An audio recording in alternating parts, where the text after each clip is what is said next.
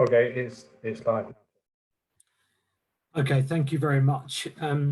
Good afternoon, everybody. I would like to begin by welcoming those members of the public and press who are watching the live stream of this meeting via the Council's website.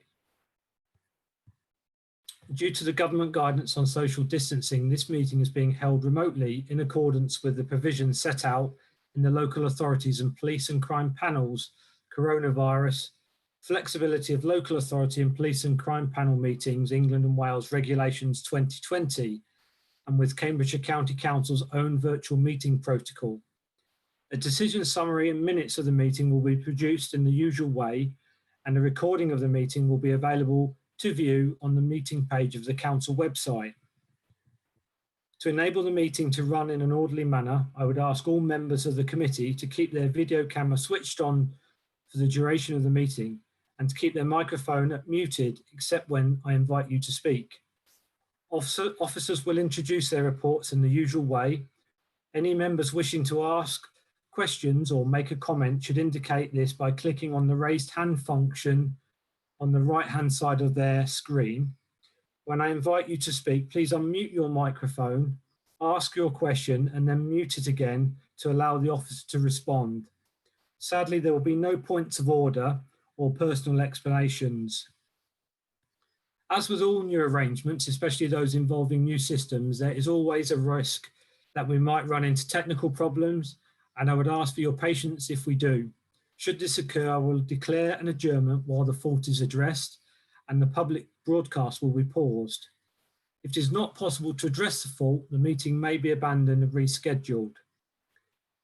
To facilitate discussion, I intend to waiver the committee procedure rules limiting members' contributions to 5 minutes. I also propose to allow members to speak more than once on each item if appropriate.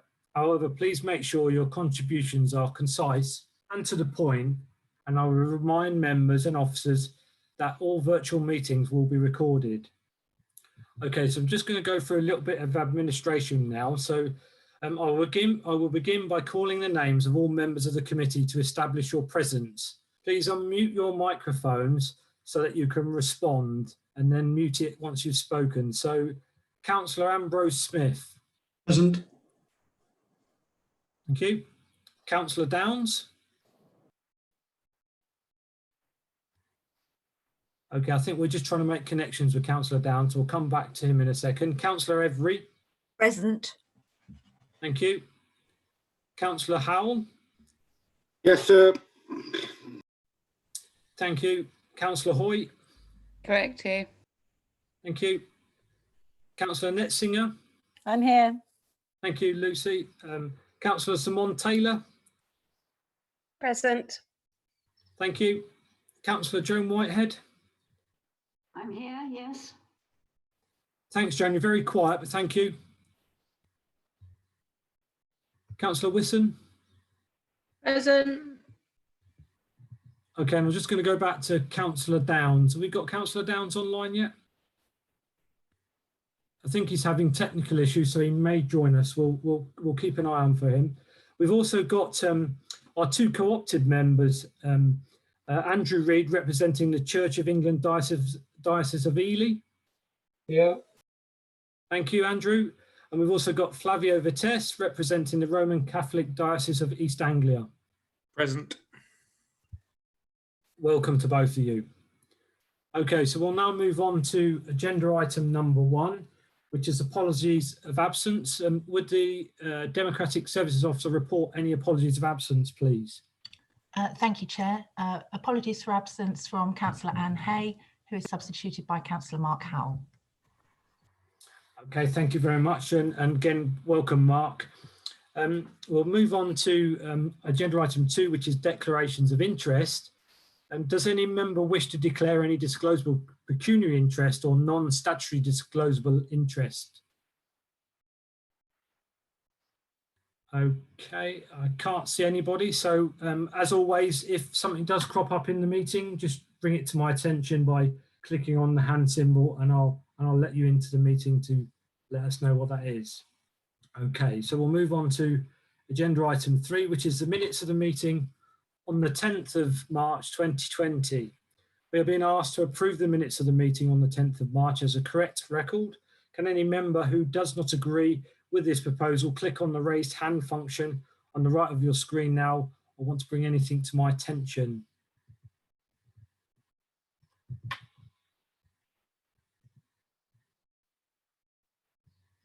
No, I can't see any. Oh, Joan, would you like to come in? Yes, I'm sorry, a bit embarrassed to still be here. So I don't know whether there ought to be a comment in the minutes of this meeting that I am still a member of the committee, or whether we just sort of, let people realise that that's the case. As I say, because the elections were cancelled, I didn't resign from my position as a councillor, and I will be travelling down for CYP meetings when we're back to normal. Thank you very much, Joan. I think given this actual committee meeting is going to be minuted, and I welcome you back. It was a very short absence that you left us with, so I welcome you back. It is circumstances, you're quite rightly, we're in this position with COVID and elections being postponed, so you're very well received back on the committee. So I think we'll just make a note in the minutes of this meeting if everybody's content with that. I don't see anybody objecting, so we'll move on, and we'll sign a hard copy of the minutes as soon as I'm allowed back into a council building, and I'll do that at the soonest opportunity that I get. Okay, is everybody content? Okay, thank you. We'll move on to agenda item number 4, which is the action log. An updated action log was published on the council's website on the 5th of April and circulated to all members of the committee. If any members of the committee have questions on the action log, would they use the raised hand function on the committee screen? And we'll go through the action log. Anybody got any comments they want to make?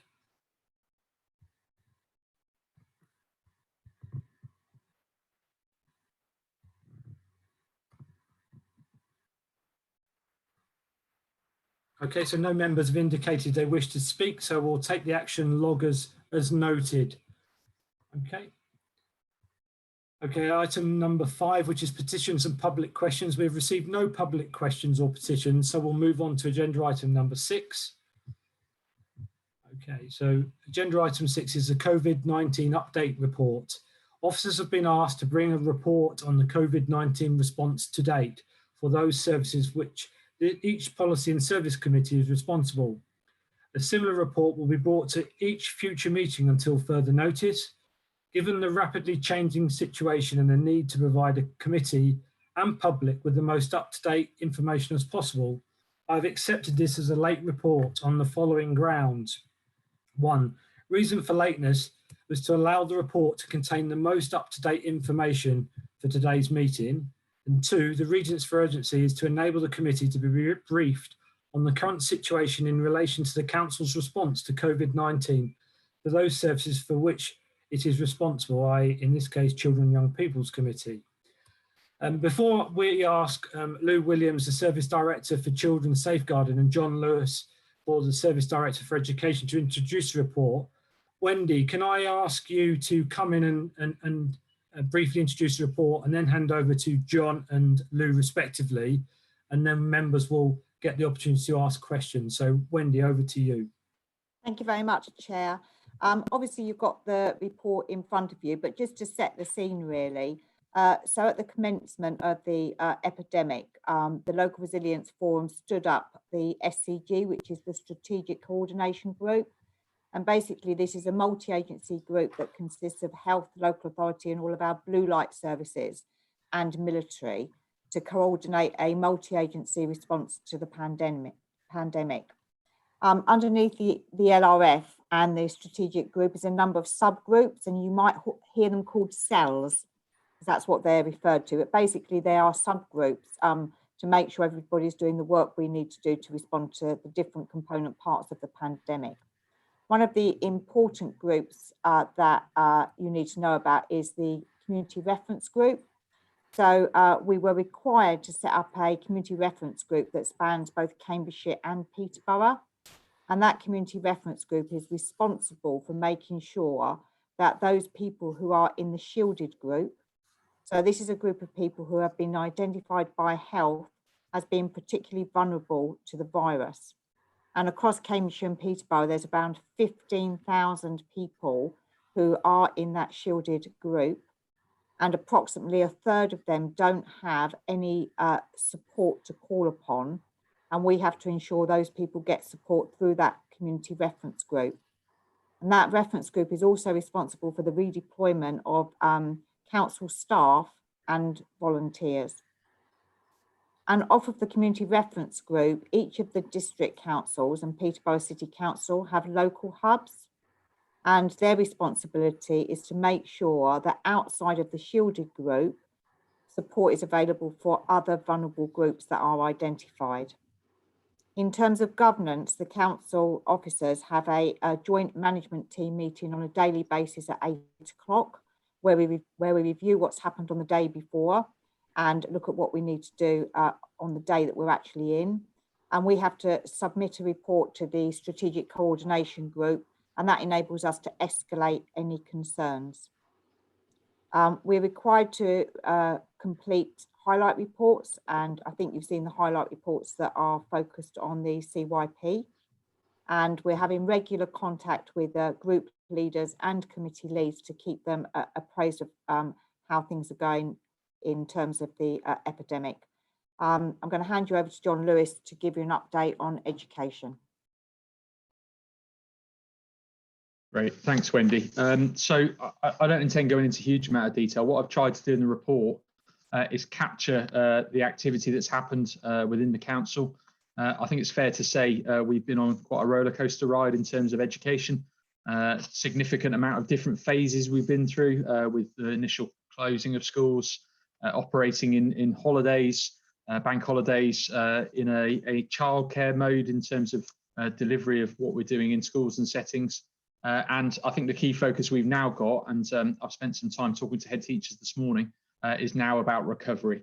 And we recently published this week our framework for schools to consider that recovery. And obviously what's going to be really critical is an announcement we're expecting from the government at the weekend, which will inform us about the best way we need to move forward. So I don't intend going through any of the detail now. But you know, obviously we will keep you in the loop as that emerges and the response that we will make to it. I do have to say, I think our schools and early year settings in Cambridgeshire have been phenomenal in terms of their response. We've seen leaders go above and beyond, and I think that does need to be acknowledged because it's quite exceptional in my view. So happy to take questions on my part now, Simon, or would you want to do Lou's and then come back? I'm happy to do. I think we'll move to Lou's and then we'll come back and take general questions from all members. Okay, so thank you very much for the moment, John. Lou, over to you. Hello.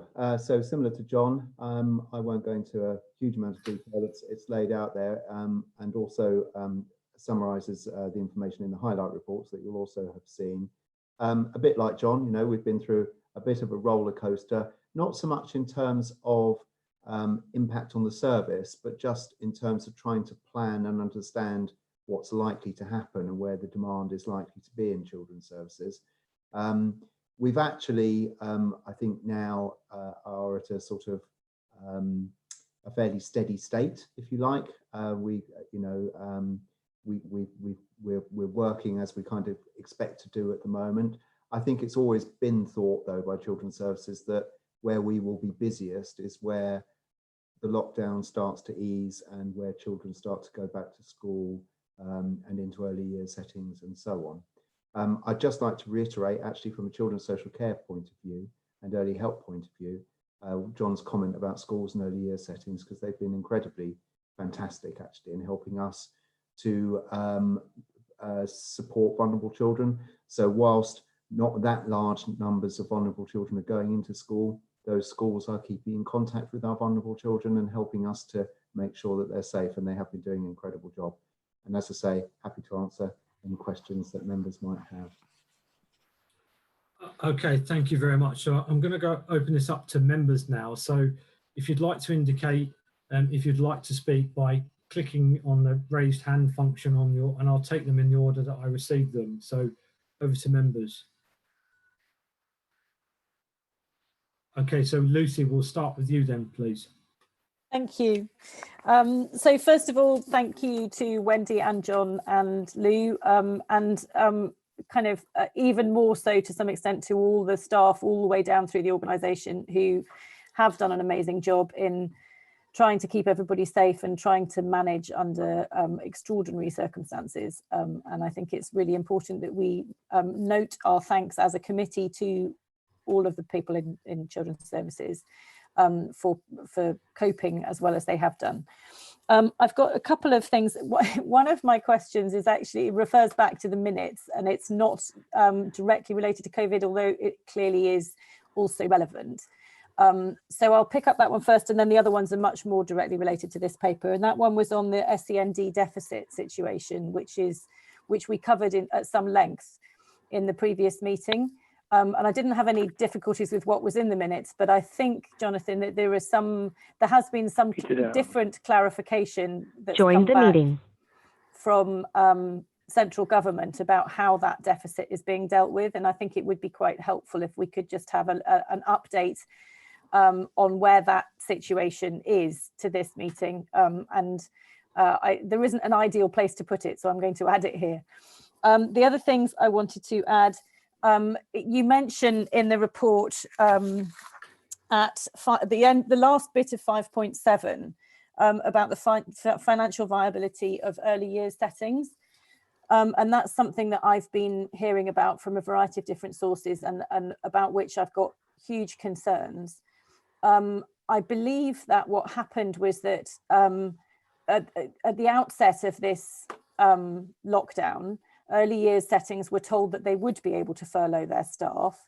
And then later on, they were told that they were only able to furlough their staff for the part of their salary, which was from private income rather than from government income. And that's a really, really different amount of money. And that many settings had closed on the basis of the first advice because they had thought that they were able to furlough their staff, and they're now in a really, really difficult financial position because they're not going to be able to get that money back from central government, but they're also not getting any money in because their children are not there. So if you could just give us an update on that. There are clearly some quite serious consequences for the county if a number of our early years providers go out of business as a result of that mixed messaging and as a result of the financial difficulties that this is going to put them under. So if you could just explain how you're working on that. I know that there is national work also being done on that, but I think it is something that the committee ought to be aware of as a major problem. Do you want to just leave it there, Lucy? Lucy, do you want to just leave it yes. there for a second? And then Can you come back to me? I've got two more, I think. Yeah, we'll do it that way. So, John, would you like to just come back on those first couple of points, please? Yeah, if I start with the early years question, you've got it exactly right there. We had advice from the government around the furlough process. It has subsequently been refined. What settings are now allowed to do in terms of furlough is only furlough a percentage of staff that relates to private income. So if they're receiving money from the council for free entitlement and elements from parents, and it's say 50-50 in terms of income, they can only furlough 50% of their staff. So an awful lot of settings, I hadn't appreciated that in the first instance. You know, the advice.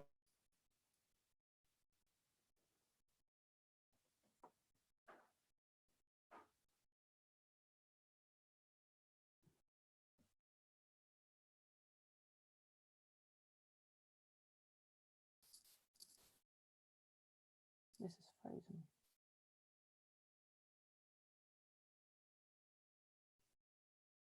Everybody else lost John. Yeah, I've lost John. Yeah, lost him. It's very quiet. I've also lost Simon by the look of it. I think, Jonathan. And no image of John. I've got completely still images of John and Simon and Joan. Yes, me too. Well, I've got nothing of John. He's just disappeared completely. Simon is absolutely like a pillar of salt. We've got you, Lou. Yeah, Lou's still there. I'm sure they'll come back. I guess we just have to wait. Sam's put something in the chat. I think that was a Zoom. Oh yeah, she said John and Simon and Joan all frozen. Yeah. We'll wait for Jonathan to come back and then he can continue, and then we'll wait till Simon and then he can continue, and then Simon will come back in when he comes back in. I thought it was my computer, so I'm very glad it's not mine.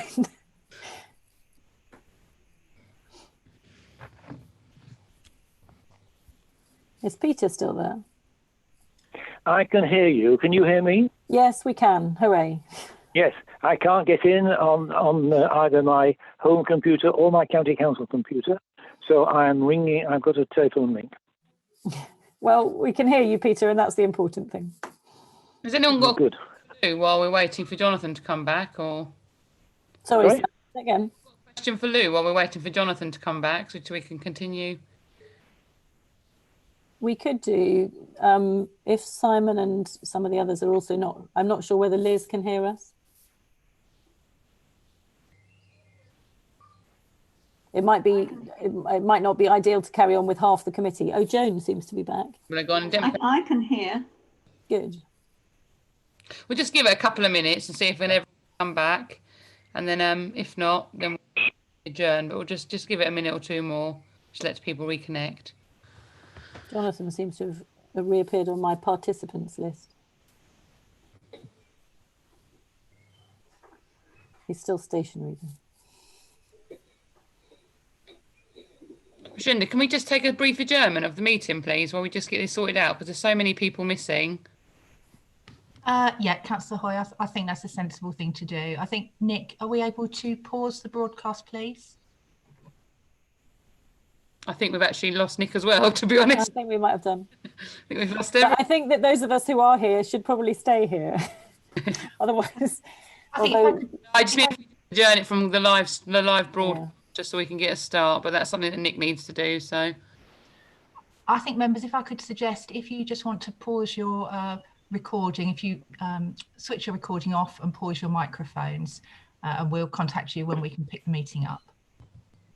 but do you want us to stay on here or log out, Rashenda? I would stay on here for the moment, Yeah. please. Fine. But if you can switch off your microphone and switch off your camera. Okay, thank you.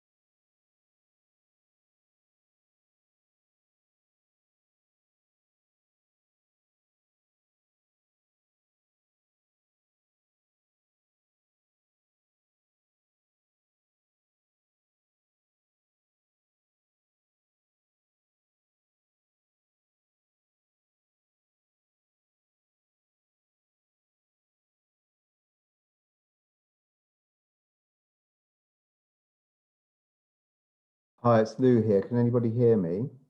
Rashenda, We can hear you, Lee. Hi, Lou. Rashenda, Hi, Lou. I've had Yeah, a we're text from John asking if he can be let back in. I don't know. yeah, we're just trying to sort it. We've had some problems with the broadcast and with the entry. If you want to stay online for the moment, Yeah. and if you can just switch off your video recording and your microphone, but stay online. I imagine he can't get back in until Nick can get back in to let him in. Yeah, we're waiting for Nick, that's the issue.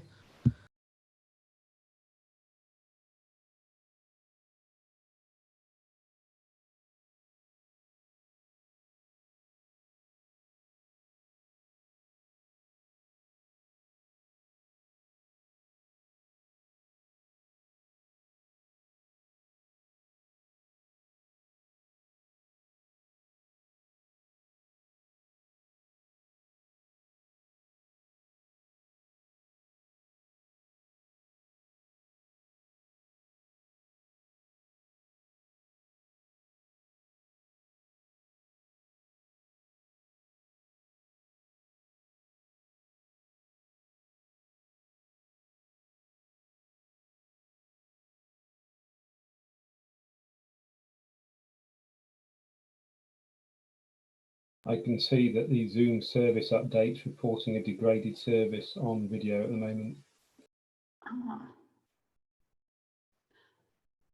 I'm also slightly puzzled is that the chat option, which I have not touched, keeps flickering on and off.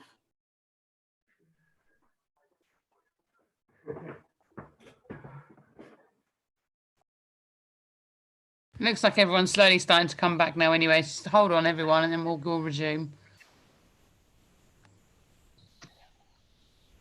Hi. Not sure what happened then.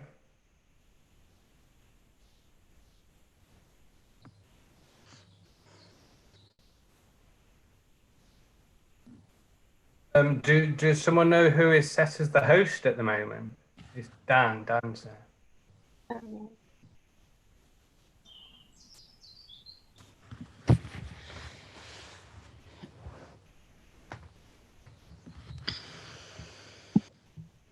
I thought Nick was the host. No, when he left, it gave it over to somebody else. It's given over to Daniel Snowden, obviously from Member Services.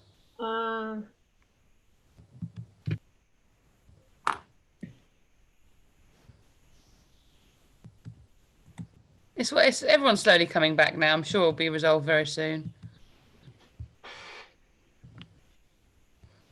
Nick, you back on.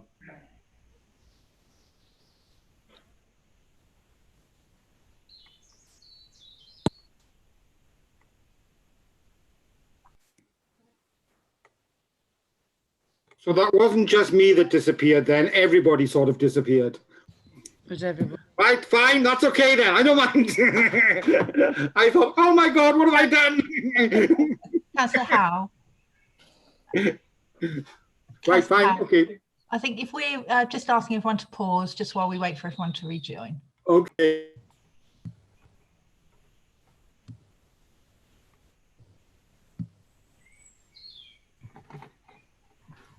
Hello there.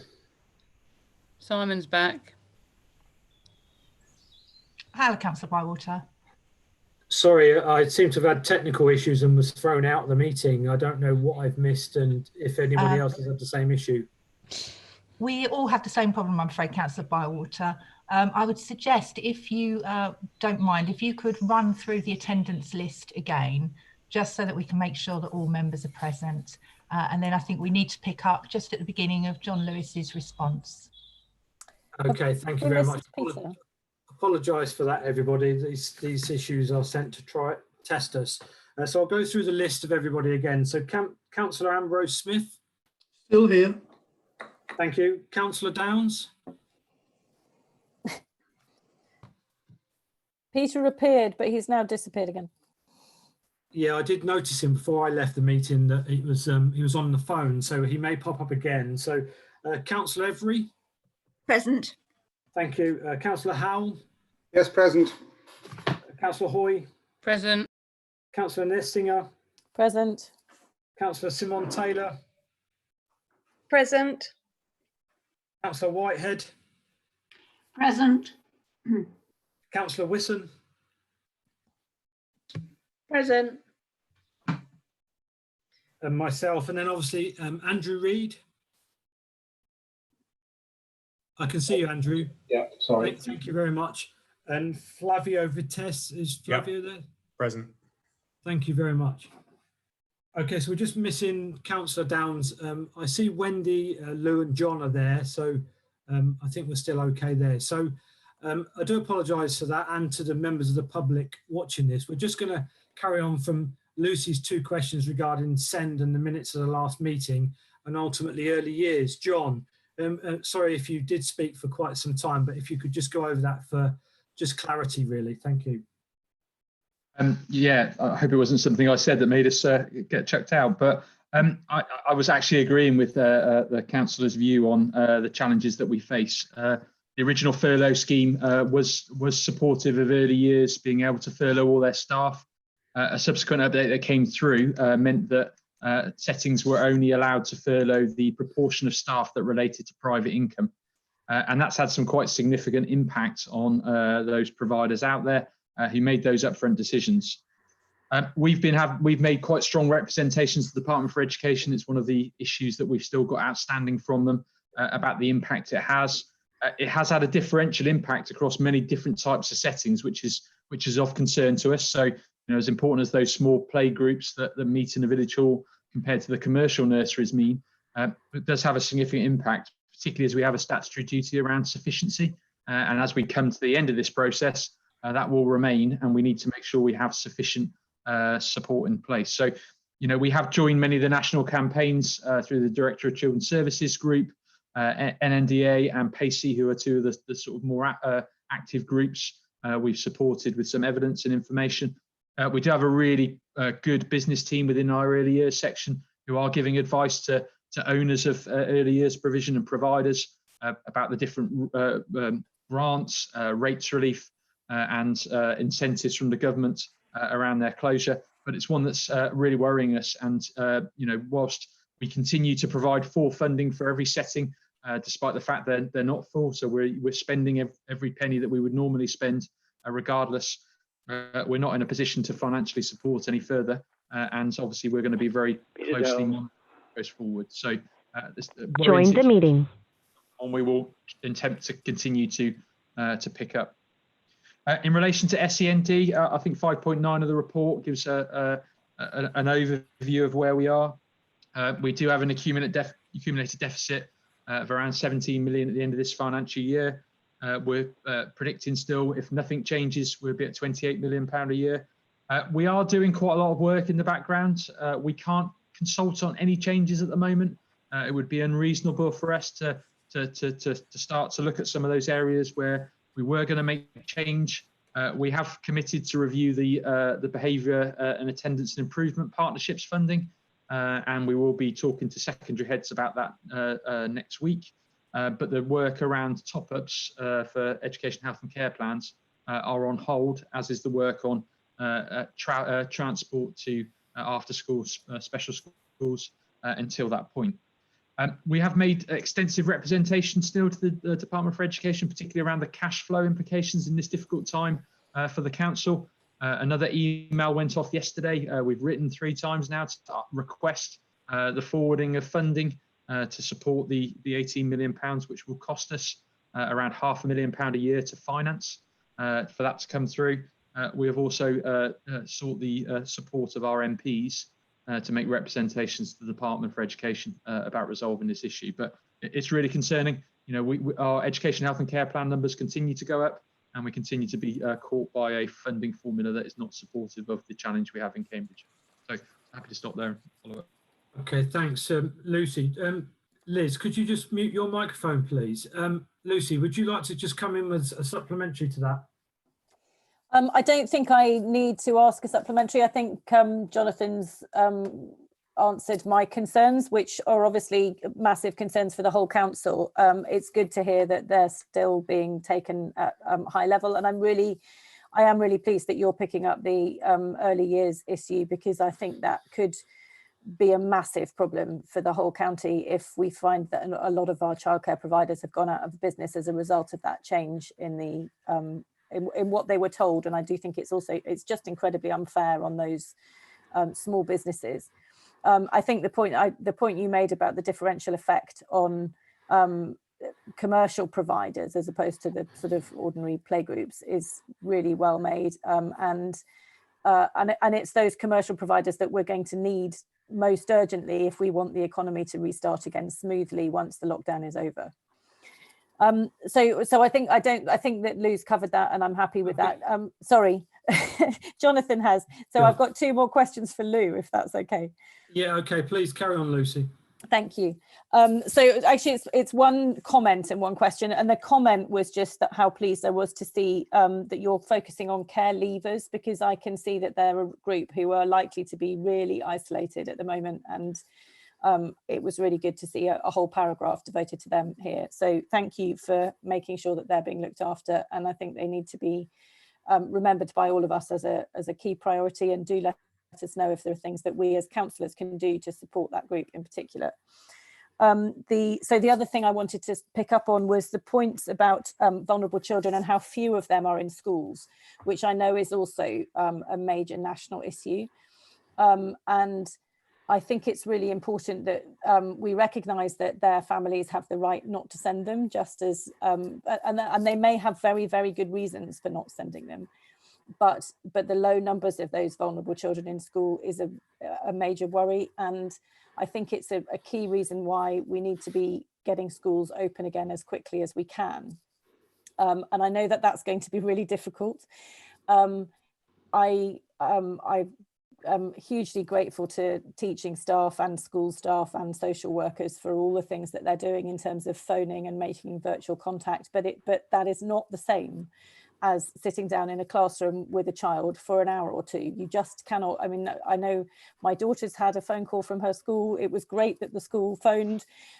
If she had not been having a good time or had been having stress at home, it would have been really difficult for that to be picked up by that phone call. So that phone call is 100% worth doing, but it is not the same as having children in school. And so I would just like to get a bit of a, I don't suppose that it's possible to say anything at this meeting about the school's reopening plan. Actually, there is some stuff in the paper about the school's reopening plan and your toolkit, and I don't know whether you're able to share any of that with us or give us any more information about how schools are likely to be reopened. I'm quite concerned about the some of the stuff that's coming out in the national press about some year groups going back and other year groups not going back, because in terms of picking up vulnerable children, that's not the kind of approach that we ought to have. In terms of picking up vulnerable children, we want all children to be in sometime during the week.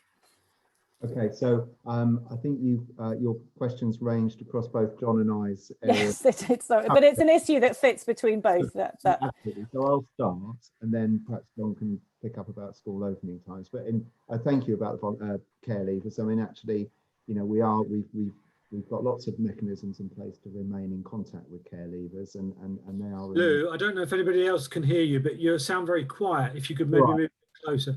Is that better? Yes, thank you. Thank you. You're going to have a real close-up of my face then. That's sorry. fine. We'd rather hear you, Lou. That's fine.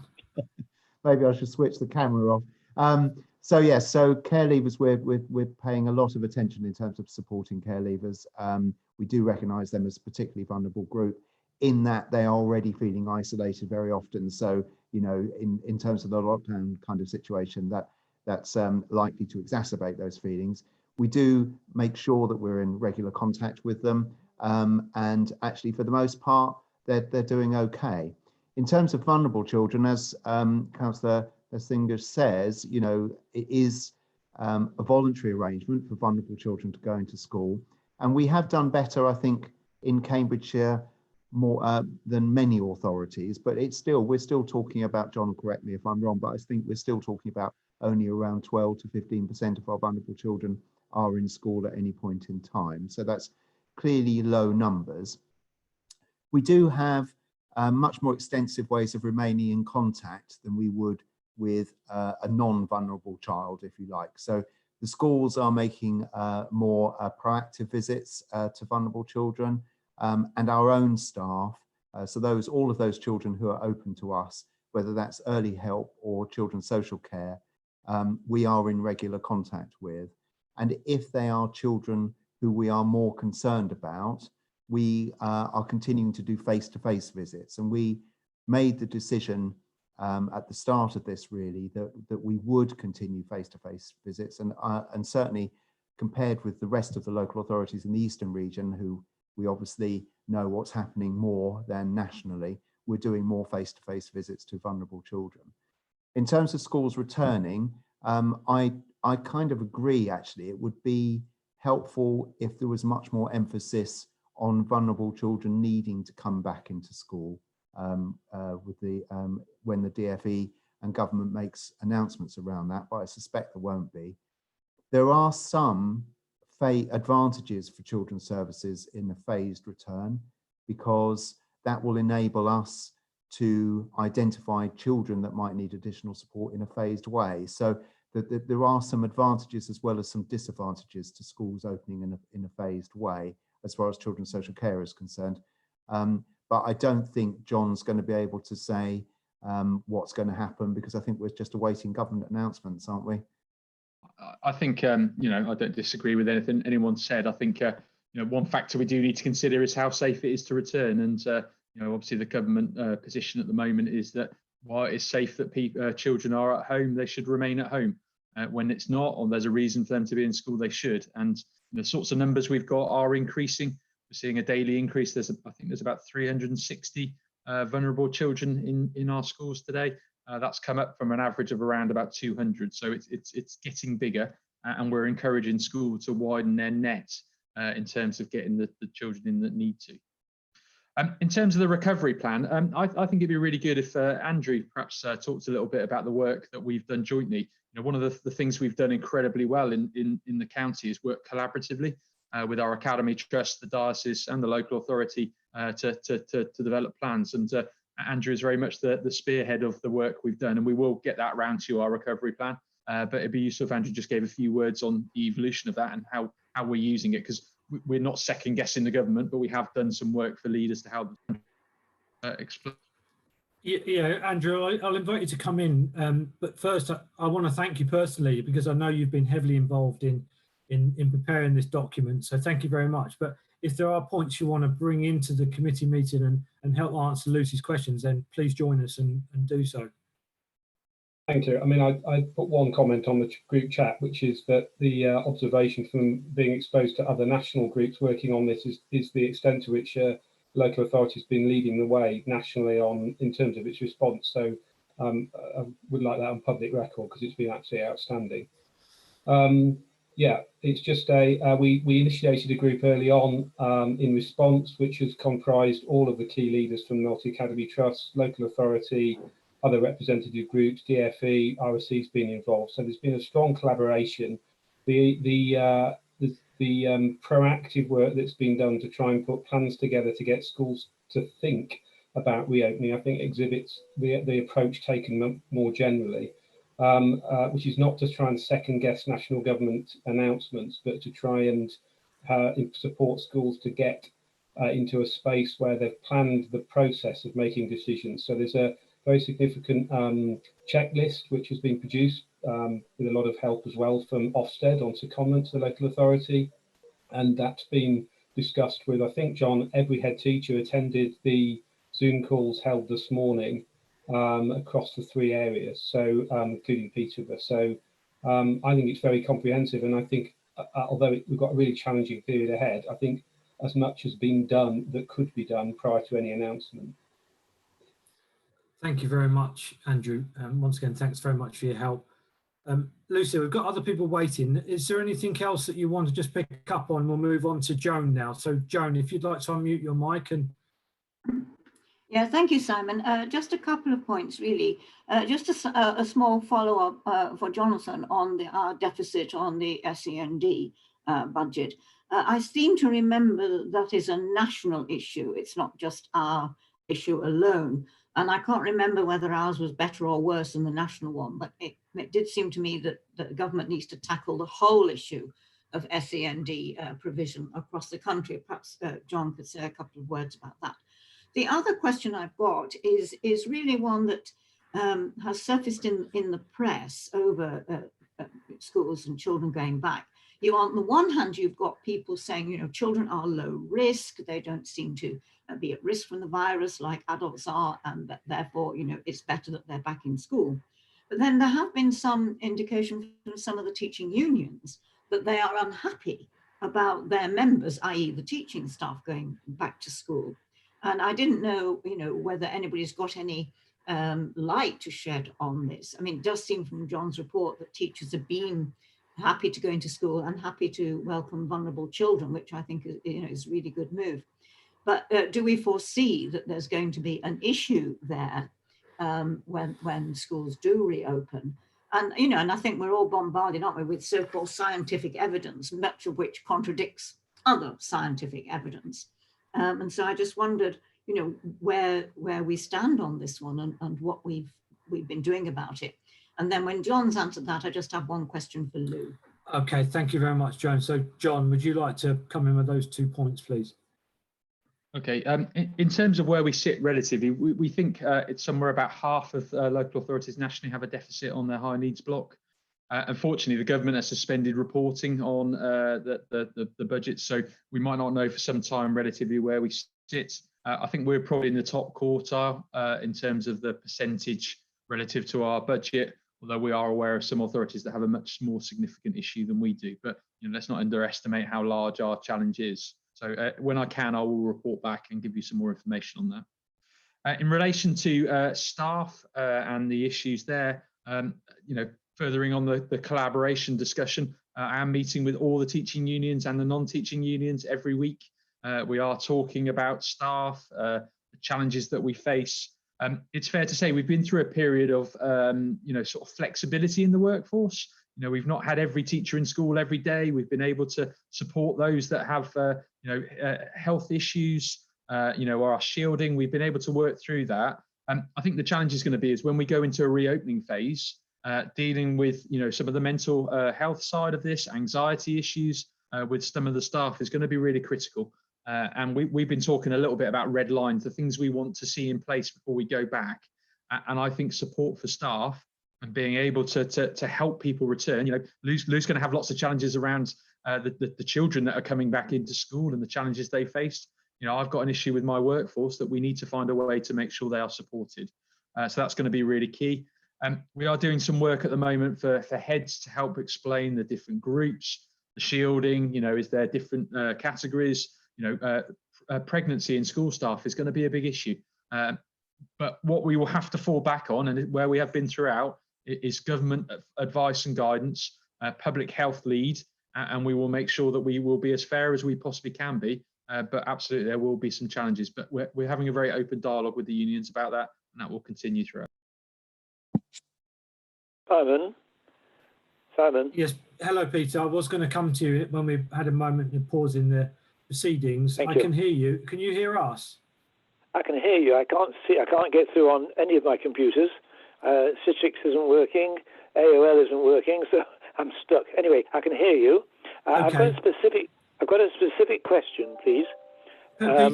Peter, can you just sit tight and I will come to you. I've put you on my list and I'll come to you. Okay. So. All right. Okay. I won't forget, and I'll come back to you as soon as there's a moment on our list to bring you into the conversation. Joan, you had a further question for Lou. So do you want to? It's just a very brief one. It was about the children who've been released who were in remand. And you said, Lou, in your report that most of them have gone home, but presumably some of them we have had to find accommodation for. I mean, it may be a rather small question, but is that going to be an increase on our budget? Are we going to get some government help with that, as they've obviously moved the financial responsibility from them onto us? So in Cambridgeshire, we had to provide accommodation for 2 young people as a result of this. One in fairly low cost accommodation, one in slightly more expensive accommodation. We are keeping a record of all of our additional COVID related expenditure. In relation to these 2 young people, of course, they would have come out quite soon anyway. So it's a matter of a few weeks as opposed to, a long commitment, because we would have had to have met their placement needs later on. They've just been released a bit early, but we are recording all of our anticipated and actual COVID-19 additional spend. I'm doing some reports today, ready for Wendy to submit to the Ministry of Housing, Community and Local Government via the Chief Finance Officer to start to open that debate about what we might need actually moving forward in terms of managing demand as well as actual additional costs that we've incurred up to date. Thank you. Okay, thank you very much. Julie, I did have you on my list as a thumbs up. Would you like to ask a question? Yes, please. Thank you, Chairman. So a couple of comments and a question. One comment was around something that Wendy mentioned to do with the shielded group. And I did see an email that came through to me with regards to residents in my division that are shielding, and a number that had said they don't have any support. And I just wanted to say that some of those are in villages that do have support groups, local volunteer support groups in place. So perhaps that's a lack of information to the residents, that they actually don't know that those support groups are in place. So that was just really a comment around the shielded group and in my particular division. Excuse me. Also wanted to ask a question around children and laptops. I did see in the news that vulnerable children were going to be given laptops, and I just wondered where we were with that. Okay, John, do you want to come in with that? Because I know we've spoken a bit about laptops ourselves, so if you want to come in. So we've had a government scheme got announced last week. It's not a straightforward a response to put back that essentially allocates laptops to those children in year 10 that are disadvantaged, those children who have a social worker, and those care leavers. So as it stands at the moment, we've been allocated, it's about 1,300 laptops for Cambridgeshire to allocate out. We're at the moment collating those. We will be placing an order hopefully this weekend or early next week. Quite a limited range of what people can get. It's a laptop or a tablet. We expect them to arrive in June, and they will be with the children for the duration of which they need to catch up with their education. And at that point, they will revert to the ownership either of the school, if it's a multi-academy trust, or the local authority for maintained schools. So I think it's a good scheme. We will support with our IT service offering a remote access and filtering on those laptops. And we hope that schools will be able to support those that need it the most. The unfortunate thing is it's not universal. There are other children that are struggling. So I would point at year 5 where children would need more support, and we're going to try and do something to support there.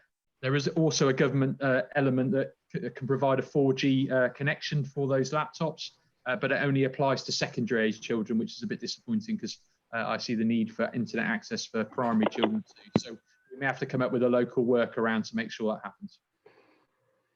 Okay, thank you very much. Julie, have you got any supplementary to that, or are you happy with the response? Just wanted to ask really, is there any overlap, or are the council talking to Raspberry Pi? Because I saw that they were donating laptops as well to children. So is there any communication with them? We haven't spoken to them so far. We have had conversations with other providers about whether they could source and deliver. One of the national challenges is there's not lots of stock available for laptops. So in the report, I think we've outlined we managed to get them very early for children in care. So we've kind of covered off that group already, but we will continue to look at other ways of sourcing. We've had conversation with some of the other major providers, and if you've got any leads or links, we're more than happy to follow those up as well. Thanks, John. Before I move to other councillors, Wendy, I see you've put your hand up. I think you might just want to come in relation to the comments from Julie, if you want to come in now. Thanks very much. I'm sorry you can't see me. Since we were kicked out, my picture isn't coming up, and we are trying to sort it this end, but apologies, I am still here. Yes, Julie, I just wanted to say that obviously there's a lot of information on the media, on our websites and that about the county hub, but also the district councils in terms of the local hubs are putting information out how to contact the county hub as well as contact them. I'm very happy if you think there's something in your particular area where we need to put more information out, and I'll feed that back. So by all means, drop me a line. Okay, thank you very much. Thank you, Wendy. Thanks for that. We've got Sam now, and then it's Peter after Sam. So Sam, if you've got your questions. Hi, yeah. So a couple of points. First of all, I wanted to just raise about, obviously, Jonathan's obviously emailing schools every day with quite sort of detailed emails as to what's happening. And I just wanted to make the point that just how useful I find them. I mean, obviously I'm not a head or a teacher, but I'm sure the schools must really appreciate them. And I think what I think is so good about them is the tone of them, because I just feel like it kind of feels, I mean, I feel like, and I'm not working in a school, but I feel like, oh, I'm really part of the team, which is a really nice, a nice message. And so I think that must be really appreciated, actually. And I think it's really good. And I think hopefully this is one good thing to have come out of this is hopefully we can have some really close work with the local authorities and schools now. So that's one good thing. Then just a couple of points really on the point that was made about all children, not just vulnerable. I think that's a really good point because so many children I've seen are suffering from real boredom, having a lot of trouble because they can't meet friends. Not all of them have access to computers or are able to access, even if they were able to. And they are really struggling, and we already have problems with mental health appointments for children as it is. And I think this is going to be making things even worse when this is all over. So I think we all need to be acutely aware of that and start maybe doing a bit of planning on that, ready for when this is over and how we can help children. And the final point was, I said this in many meetings, and I'll say again now, just publicly for the record, that one big fear I have about this, and I think people will study this in years to come, is the social effects of children not being at school, because it feels like everyone is so scared of their children catching a virus that they aren't thinking about the other consequences of children not being at school, not only just on their education, but as we've already mentioned, with vulnerable children. And it really frightens me, the amount of people I'm seeing in the community, particularly elderly people that are struggling, and I'm sure it must be the same with children. And I wouldn't want harm to come to a child because they aren't being at school. And I just think we all need to be aware of that and try and do the best we can, which I know we are. But I just think that in years to come, we might look back on this and think about some of the consequences of what's happened. Okay, thanks. John, do you want to respond? I think it's probably a joint response with Lou. I completely agree. We've got the challenge of academically what they've missed out on, how do we catch them up, and how we can support them. I think Lou, you may want to comment about some of the social challenges that we're going to face. I think the early help system is going to need to be well geared up to do it. So I don't know if you want to comment further, Lou. Yeah, absolutely.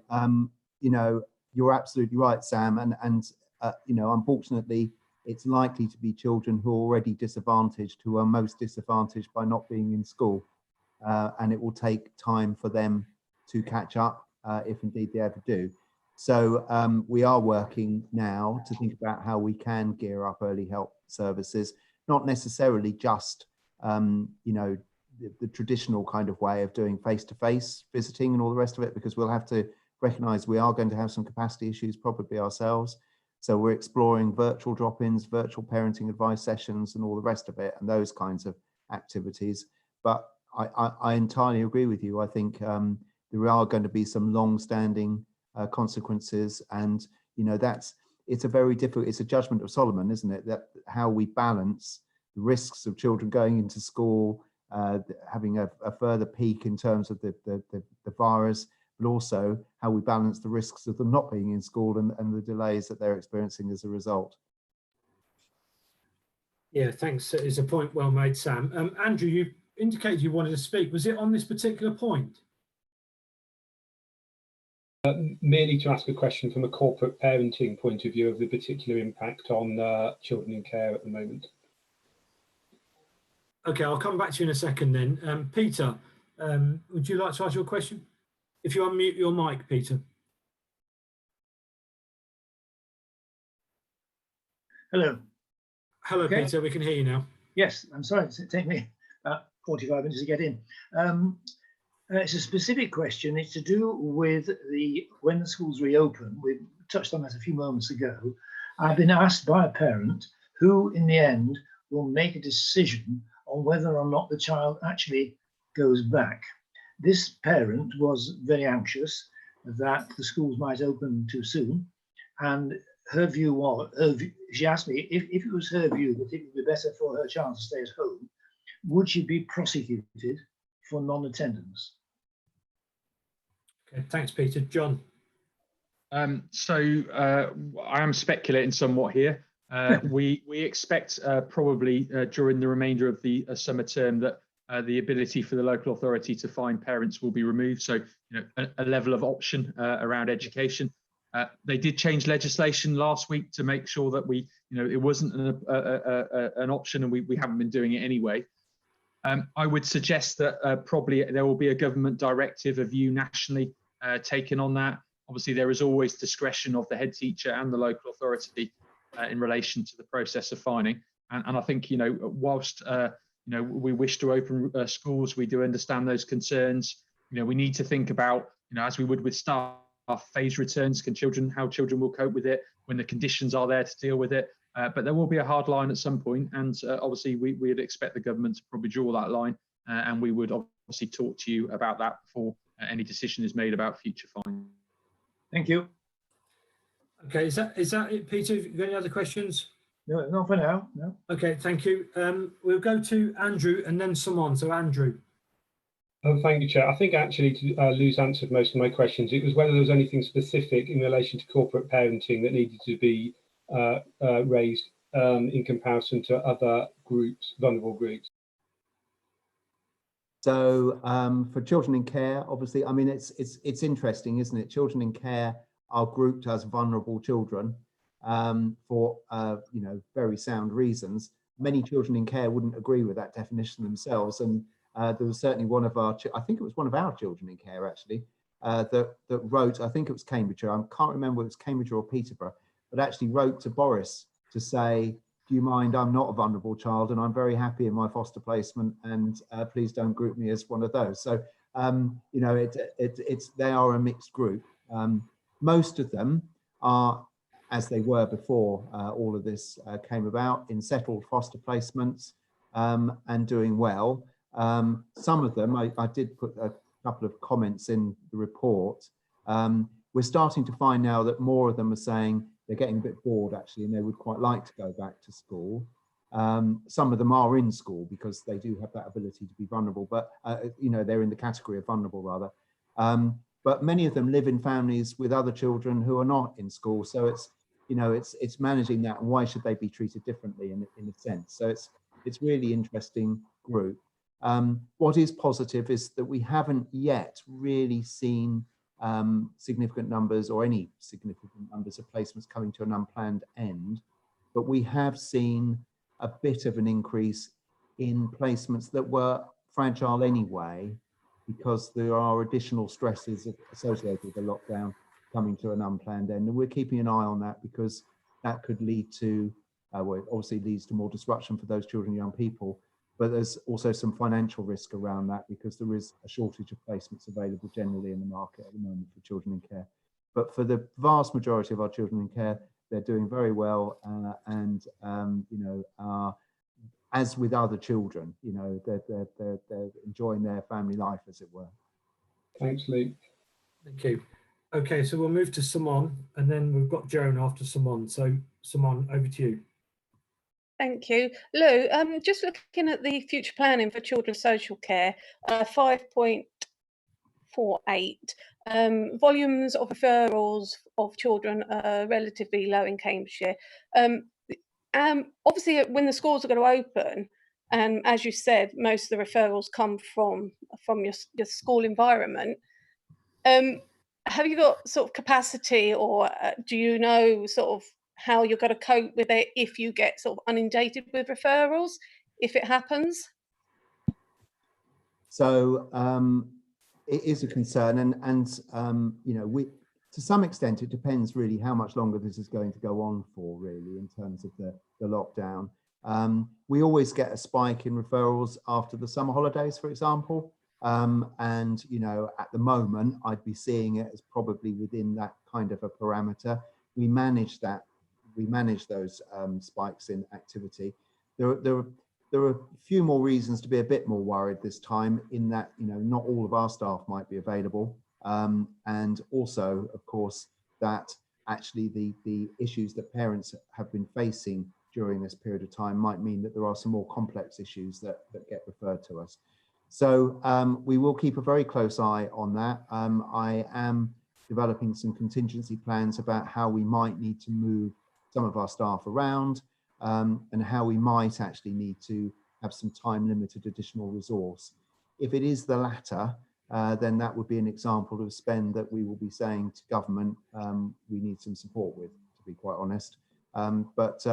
It's if schools go back in a more gradual way, I think, rather like managing the peak of referrals into the NHS, we will see a flatter peak, if you like, of referrals going in. So there's lots of unknowns at the moment, but something we'll watch very, very closely.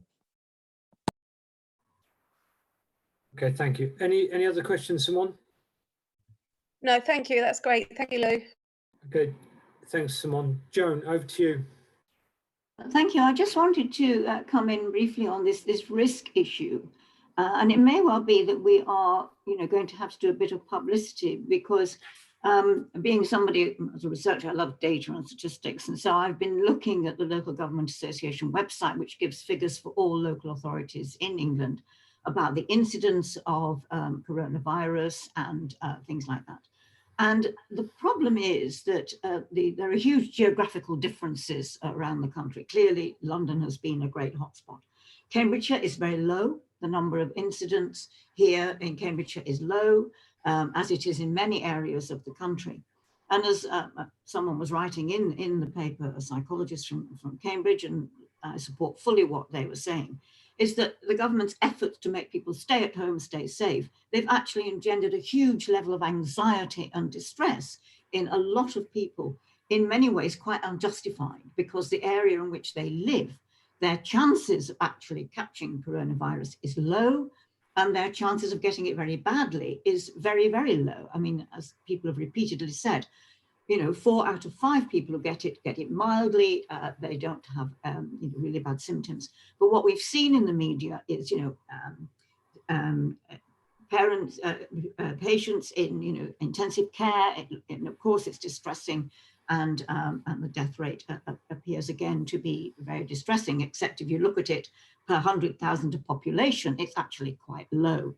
And I think that, to actually get people back to work, particularly with schools, we might well have to do some work on looking at the risk factors in a more holistic way. I do think the news has been very London-centric, and therefore it's given, I think, in many ways, a false impression.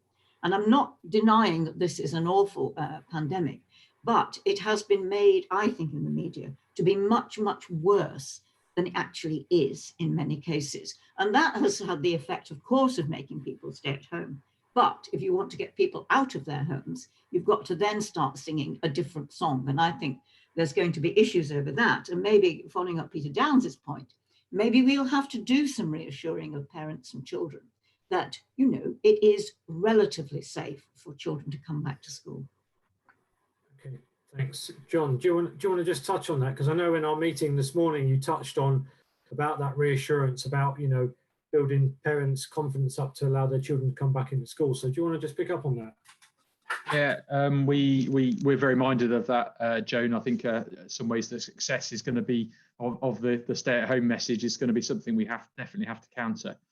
Various things we've done. We've drafted. We're going to draft template letters for schools that will give some of the latest public health advice, so our teachers can pass those on. We're also looking at how we get parents re-engaged back in education again to get them some reassurance. So, we've been talking of things about, could we text the parents to say, school's restarting, get your children back into good sleep patterns, some of those key messages about it being there. And I think safety is going to be one of those key areas. As I said, any judgment we make about schools opening will have to be backed by scientific evidence. That's the narrative the government is giving out about their decision. We will then have to apply that into the education sector. So as much as we try and reassure staff, children and parents will be top of that list. And we've done incredibly well with the media around education throughout this. You may have seen we've done a good news story every day on education. I think at the right time, we need to start feeding in now about the importance of being back in school, the socialization benefits that will come from it, and the safety aspect will need to be considered. And obviously, we'll work very closely with Dr. Liz Robin to give us the local evidence that hopefully will back up that assertion. But we did talk this morning about the fact that rates are low in our area, and maybe that narrative needs to be shared a bit more in the context of the. Okay, thank you. Joan, do you want to ask any more? No, I think that's right. I mean, I think it is getting out to people in Cambridgeshire, the local issue. the local statistics, rather than what we're seeing on the national media, which is mainly London. Okay, thank you very much. Thanks. I see nodding. Can I just check then, because I've got no other indications for people to ask or speak. Before I move to the vote, can I just clarify that everybody's said what they want to say and asked what they wanted to ask at this stage? I see lots of heads shaking. Okay, so just before I move to the vote, I think it's my prerogative as chairman, really, because this has been one heck of a journey over the last sort of 6 or 7 weeks. That I would just want to thank our officers. I know that Jonathan and Lou and Wendy and the team have been in regular contact with myself as chair and Sam as vice chair, and we've had regular meetings.